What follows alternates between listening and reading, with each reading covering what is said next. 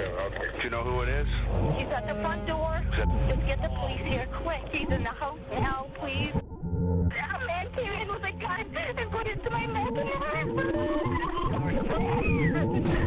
There are monsters. On a hot summer night, Darlene Ewalt of Harrisburg, Pennsylvania, is sitting on this patio at 2 a.m., talking on the phone to a friend about a cruise she is planning to take. She does not know it, but she's being watched. Until, out of the darkness, an assailant wielding a long knife.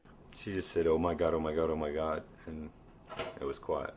Todd Ewalt, her husband, is sound asleep upstairs. Darlene Ewalt's throat is slit, and she is stabbed so violently she dies in minutes. Her family, her husband, and 2 children are devastated. It hurts, but it can't change the past. I don't go outside alone anymore at night. He devastated my life when he killed my wife. I mean, it just, I never felt anything close to that. I mean, it was, it felt like someone ripped my heart out of my chest. Because a lot of nights I don't go to bed, don't sleep. You know, there's just lay in bed thinking about what happened. This was no ordinary homicide. The FBI suspects it was done by a serial killer, using the highways to randomly target victims, to hunt and then escape. Police believe Darlene Ewalt's killer calmly walked back to his rig parked at a nearby truck stop and drove away, leaving the crime in his rearview mirror. 4 days later, a York, Pennsylvania woman narrowly escapes a shadowy figure, slashing at her neck as she startled from sleeping on her couch. July 28, 2007, 11 days later in Bloomsbury, New Jersey, 38-year-old Monica Massaro would not be so lucky. Around midnight, the killer pulls his rig into a truck stop near her home. The killer hid in the shadows, moving silently down these picturesque streets in the middle of the night looking for unlocked doors. Detective Jeffrey Noble of the New Jersey State Police. He walked right up these front steps. Her front door was unlocked, and he walked right in her front door. Our investigation has shown that she was sleeping in her bed. She had been actually reading a novel. There was a book close by that she had been reading. Adam Lane went into her bedroom, spent some time in her bedroom, and at some point while he's in her bedroom, she wakes up. After her death, he then continued to stab her multiple times. She died alone and in the arms of this monster, and that bothers me. You know, she didn't have time to call for help. She didn't have time to run. She was cornered. She had nowhere to go. Again, the killer gets into his truck and drives away, leaving not a trace of evidence linking him to the scene. Less than 24 hours later, the killer arrives in Chelmsford, Massachusetts. At 11 p.m., a woman in this apartment complex notices a man hiding in the bushes and calls police. When they arrived, the suspect had disappeared. But shortly after, police received a frantic 911 call. Hello? Please hurry, there's somebody outside my house. He's looking in all the windows. Okay, what's the address? Oh, he's trying to break in. Oh my God, somebody's trying to break in. Okay, we have... Somebody here. Okay, these are going trying to break in right now. Okay, what part of the house is he at? He's at the front door. He's at the front door? You might be in the house. I can hear something now. Kathy Crawley had gone outside after her daughter saw someone peering into their trailer. I saw a man all dressed in black walking away, looked like a ninja with like holsters sticking out of his sides, and then he turned and looked at me, and it just wasn't right. So I ran in the house, we closed all the windows, and he followed me back, and fortunately we shut the lights, and he started banging on the door, and oh my God, I was totally freaked out, like it was surreal, like, you know, how could this be happening to me type thing. The police arrive in minutes, but the suspect has again vanished. Despite all the commotion, the killer is undeterred. 90 minutes later, the killer makes his way to this house. Kevin and Jeannie McDonough are awakened by a noise from their 15-year-old daughter's bedroom. The masked intruder has his hand over her mouth, knife in the other hand. What does he look like?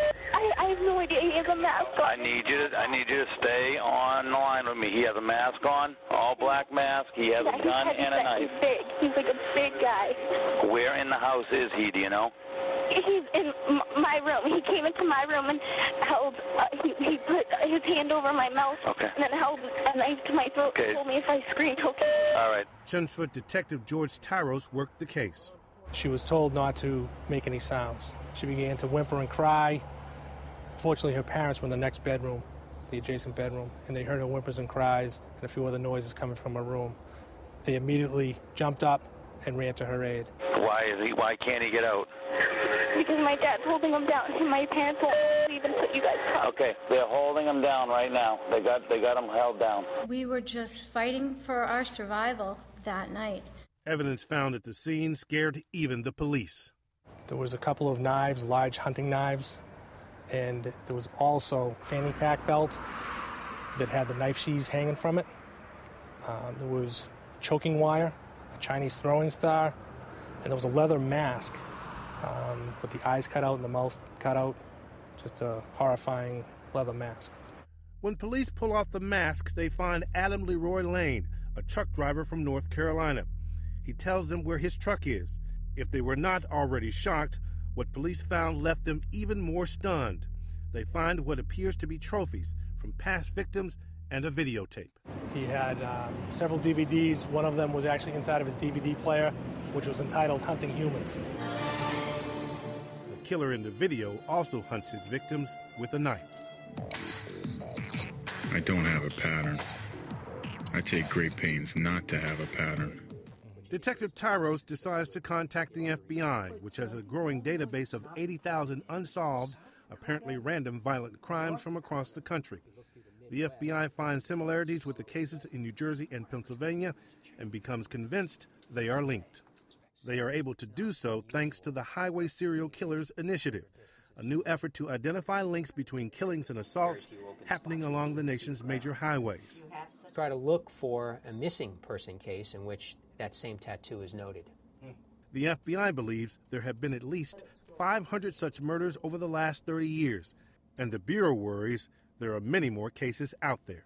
We were surprised at the number of bodies. When we looked at the highways in particular and saw 500 out there, that causes some concern. And we think there's many more that just need to be put into our database that we haven't identified yet.